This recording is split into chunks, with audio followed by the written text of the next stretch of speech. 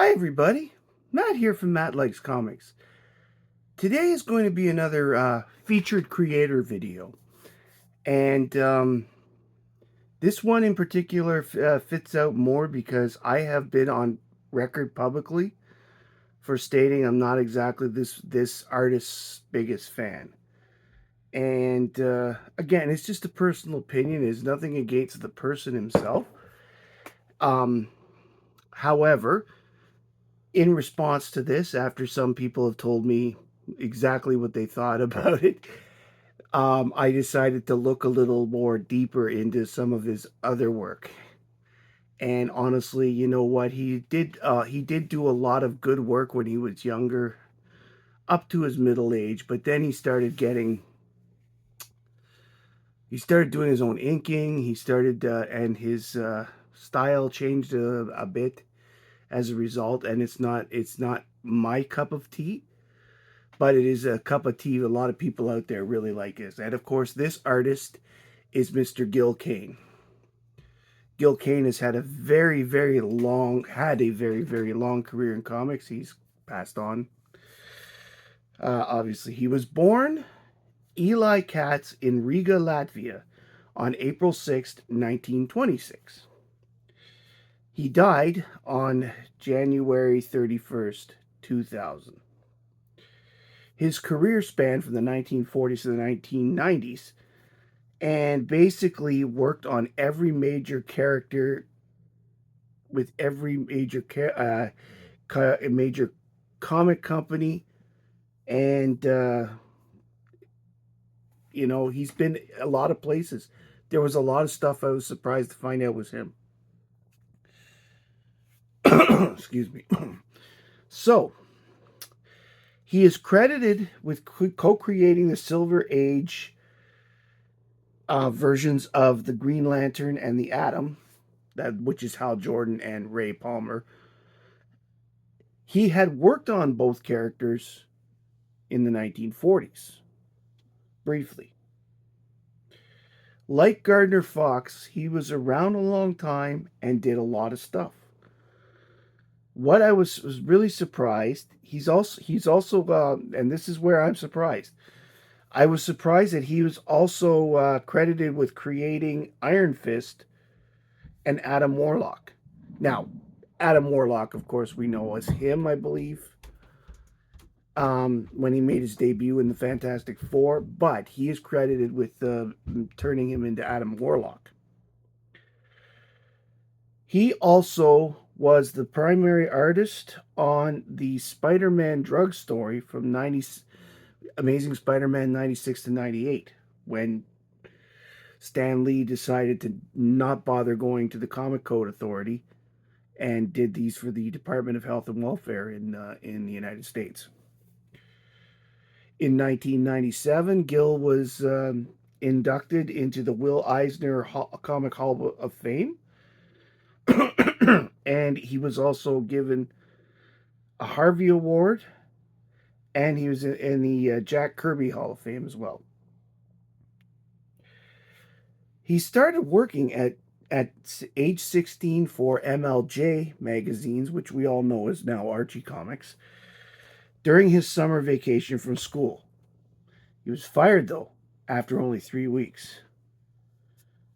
Specifically, his specific line of work at MLJ was comic borders.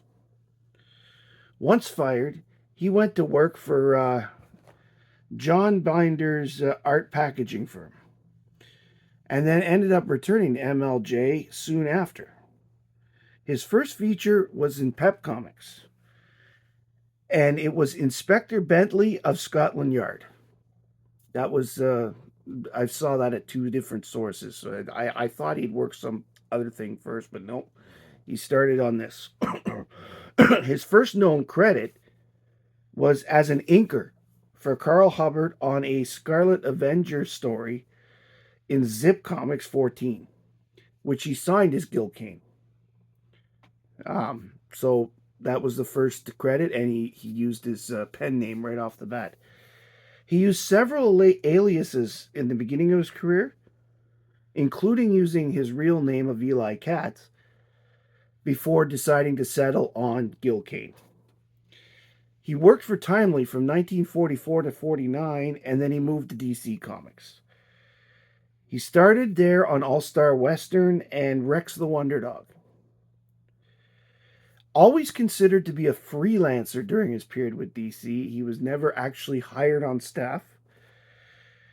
He worked on Green Lantern, The Atom, Teen Titans when Nick Cardy was busy, so he was the filler on Teen Titans, Hawk and Dove, and Captain Action. Kane was responsible for creating Star Sapphire and Guy Gardner. He then left DC at the end of the 1960s. And this is where I may have mentioned this before. At the end of the 1960s, there was a purge going on at DC Comics. And the purge was anybody who was older and may need medical attention and benefits as rules were starting to change in the industry. Even the freelancers were starting to get rights. So DC stopped using a bunch of these guys like Gardner Fox. Mort Wessinger retired in 1970 rather than have all this crap handled down. Gil Kane. Um, Kurt Swan managed to get through it, but Wayne Boring was let go. A few other names. They'll come to me as time goes on. Um, Broom, John Broom was let go. Like that kind of Ed Hamilton, these kind of guys. All these guys have been there for years and years and years and years. They were bringing in younger and like Danny O'Neill and Neil Adams, for example, newer workers. Murphy Anderson wasn't there as long as some of the others by this point, even though he had been there for most of the 60s. But he got to continue, for example. Anyway, I'm rambling. I'm off topic a little bit, but moving back to Marvel at this point, along with the drug story in ASM, he did he work on Hulk, Thunder Agents, and he did the pencils in issue 122 when the Green Goblin was killed, and he did a lot of work on Conan and the Avengers at this time. In fact, he did probably I believe he did the big story with Korvic, Michael Korvic. I believe he did those pencils as well. And again, I am being surprised by the work that he's done. I did not know he did this much. And that is a lot of key books to have worked on. I'm actually very impressed. Going back to freelance, after a stint in Marvel, he actually was a contract worker at Marvel. He returned to doing spot work for DC, such as a lot of the covers for Superman Action and Green Lantern stories as needed in the 1980s and 1990s. Action Comics Weekly, he briefly did the Nightwing stories in that title, and he was responsible for Brainiac's new look as of Action Comics 544 in 1983. He ended his career doing work for Topps and Malibu Comics. He remained active as an artist right up to the day he died. He was living in Connecticut most of his life, but he had moved to Florida a few months before he died, wanting to enjoy semi-retirement. Unfortunately, it wasn't made to be. His legacy also includes art for paperback books, such as Black Mark. While still alive, Mike Friedrich made Gil Kane the lead character in a story called "His Name Is Kane" in House of Mystery 180. He penciled and Wally Wood did the inks, and this was a June 1969 book, which is very close to the end of Gil Kane's first career at DC. Now, here I have some books. I just pulled some books that I had that Gil Kane had worked on. And again, some of these I was surprised. This is Conan 127.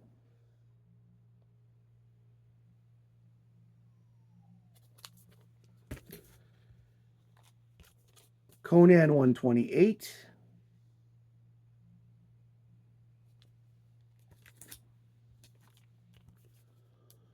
Conan 129.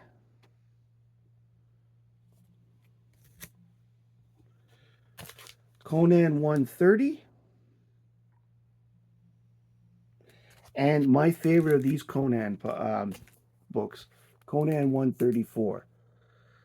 The Medusa in particular, I really like on the cover. Medusa has always been a fascinating character from mythology for me. I can honestly say when I first found out about her when I was about 6 or 7, I was terrified and thought that pictures would of her would make me turn to stone. But Medusa is also a Medusa-like thing is also part of the climax to Superman 205, which is one of my favorite stories of all time. That's one you should check out if you can. Now, the rest of what I've got for the most part here are examples of the covers he did in Action Comics. Oh, wait, no, I got a couple more Conans here, too. Conan 131. I should have organized better, but I've been moving these books around for the last 2 weeks while I was trying to find time to tape this. Conan 132. I really do like this cover. It is a great looking bird. And Conan 133.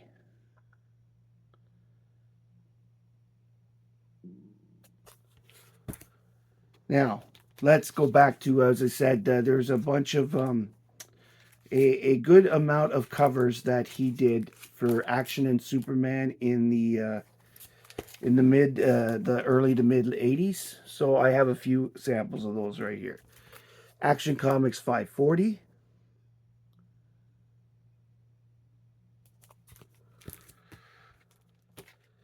Action 541.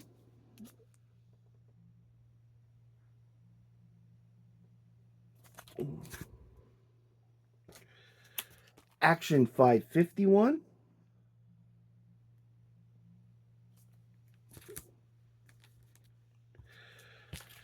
$552, which is cool because this is the Forgotten Heroes issue, where Dolphin, Animal Man, Cave Carlson, Congorilla, Rip Hunter, Immortal Man, Sea Devils all come back.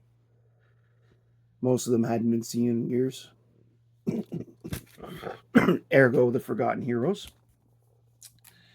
Action 553, the second part to that story.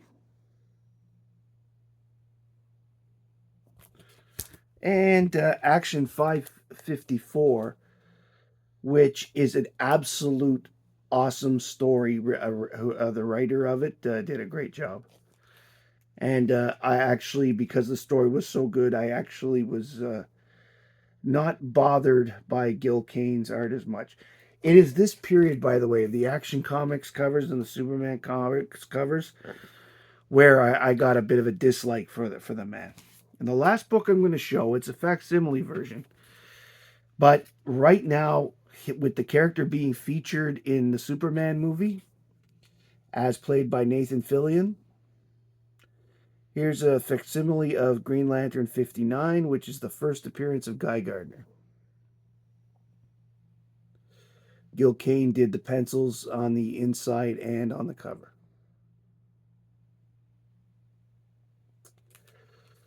Now, as I said, Gil Kane, not my favorite artist, but I will give it to the immortal Biggie Shack. He was the one who said, "What? You don't like Gil Kane?" Da, da, da, da. And because of him, I decided to check him out a little more. And as a result, I learned a lot about him. As I said, I didn't know he worked in Malibu or Tops, and that he was responsible for a lot of these big Marvel books. That's amazing. Like that sounds like he actually had a really great career and a really and to be honest, if that's the case, he almost doesn't get the recognition that he would deserve, almost certainly in today's age. To be fair, he's been dead 25 years as of the taping of this video, and so it's he's not doing anything new. He's really only known of collectors of people of Bronze Age books and before, right, for the most part. So, but I mean, he will always be known for being the artist on Showcase 22 with the Green Lantern. So, just that book alone is enough to try and keep the name going. Anyway, if you like this video, please like, comment, subscribe below. Please tell me what you think of Gil Kane. And if you think I'm nuts for not being his world's biggest fan, let me know too. I do admit I've learned to like him a lot more than I did, and will now actually actively be looking for more work that he's done, especially for Marvel, because I don't have a lot. Part of it, I think, too, is because I've never been a big fan of the Green Lantern series in general. Hal Jordan as a character, for the most part, has rubbed me the wrong way my whole life. No matter who's writing him or whatever, he's just the personality he was given and stuff. He just didn't appeal to me as much. So I never really bought a lot of Green Lantern or read a lot of Green Lantern over my life, and perhaps that's another reason I subconsciously haven't liked Gil Kane. But anyway, thank you very much for joining me tonight. As I said, please like, comment, and subscribe below. My name's Matt. I like comics, and I hope you do too. Bye, everybody.